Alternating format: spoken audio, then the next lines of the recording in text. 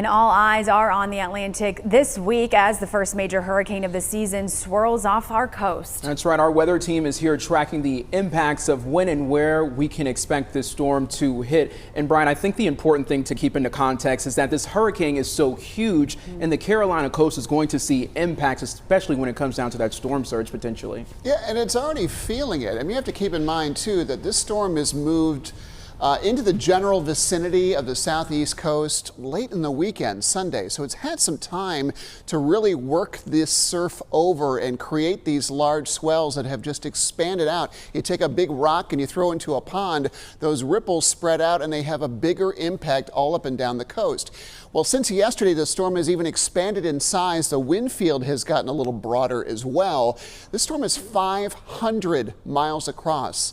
That's the same distance from the western tip of the state all the way to the Outer Banks. It's huge, and it continues to drag to the north. Now, it's picked up some speed. The wind speeds are down. At one point, this was a Cat 5 late in the weekend, but now winds are down to 100 miles per hour. This satellite presentation showing signs that the storm is getting stronger. We haven't seen an eye in a couple of days on the infrared imagery, but storms are really showing some good convection around the center of that storm.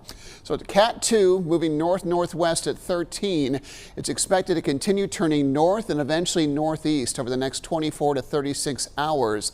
There is a chance that as it's passing by our coast, this will become a major hurricane again. That would only increase the impact, especially along the Outer Banks. Then the storm should begin to zip off into the North Atlantic. The storm's direct impact to the coast will likely begin to lessen by Friday, but the effects may linger with rip currents, possibly even into the weekend. As far as coastal conditions are concerned, rip currents have been a problem for a couple of days. The winds, though, out of the north and northeast have been relatively light. We are seeing some showers near the coastline. More inland, we have temperatures in the 60s this morning, a light breeze also out of the northeast. It does affect the circulation for hundreds, if not 1,000 miles or more in some cases. Our high temperature with that wind have got us down a little bit to around 84 this afternoon. Northeast winds at 5 to 10. What clouds we have around the morning. We should see more breaks today than we did see yesterday on Tuesday. We'll continue to watch out for that too. East winds in the foothills. We've seen more fog farther west. Rain chance is pretty limited to the mountains today, and up to a 40% chance for passing showers and storms there. Our high temperature should be pretty close to 80 degrees. You see the thinning of the clouds. This model does warm us up a bit. I'm hesitant to take us beyond the mid 80s just because of that northeast breeze. Best chance for showers and storms today will be farther west. A cold front is also going to start to approach the area. That could bring at least a few showers or a storm into the triad. Best rain chances should come later tomorrow by the evening along that front, and it should wash out as it begins to move our way. Totally different forecast for the coast. You can see on this particular model a very healthy hurricane. On approach, this is expected to stay at least the center, a couple hundred miles off the coast, but those outer rain bands could just clip western areas. Main impact window should begin late tomorrow into Thursday. For more on that, let's bring in meteorologist Dylan Hudler.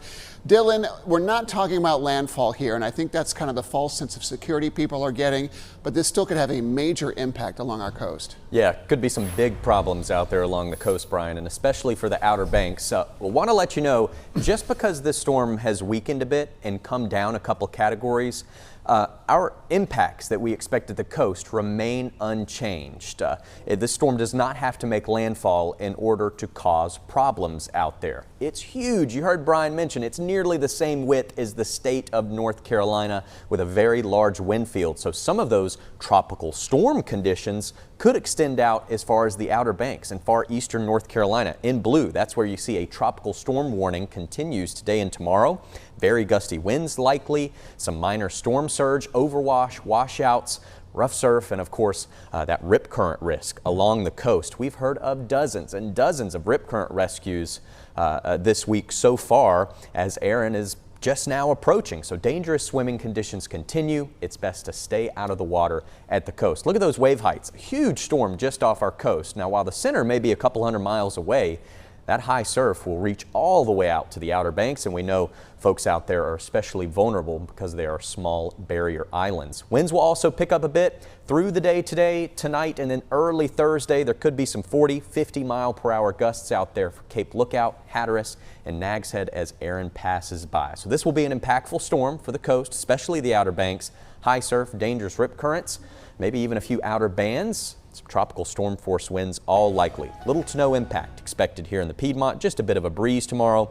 A few showers and storms possible. Cold front brings some below average temperatures with highs in the upper 70s and low 80s.